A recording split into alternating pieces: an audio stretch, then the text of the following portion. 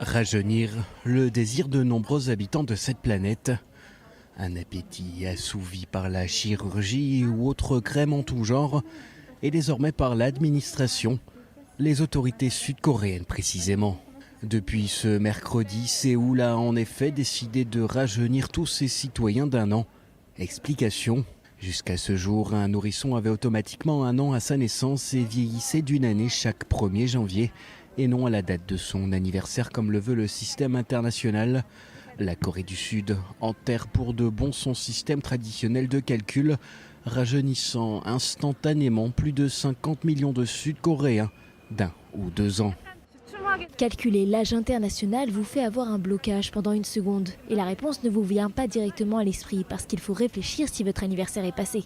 J'aime être plus jeune parce que comme ça ma mère s'occupera de moi plus longtemps. Ça fait du bien parce que pour les gens comme moi qui sont censés avoir 60 ans l'an prochain, ils devraient avoir 58 ou 59 ans et on se sent encore jeune. Mes parents ou mes proches me voient toujours avec mon âge coréen, mais je ne le considère pas comme mon vrai âge parce que ça me vieillit.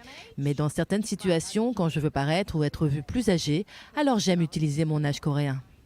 À la question comment expliquer que l'âge chez les Sud-Coréens soit si important, cet anthropologue répond. En Corée du Sud, l'âge compte vraiment. Notre statut peut changer à un jour près. C'est difficile de communiquer avec les gens sans connaître leur âge. Vous n'êtes pas certain de comment vous devez les appeler, par exemple. Uni pour grande sœur ou Oppa pour grand frère et utiliser des titres honorifiques. L'âge est un indicateur très important pour la communication.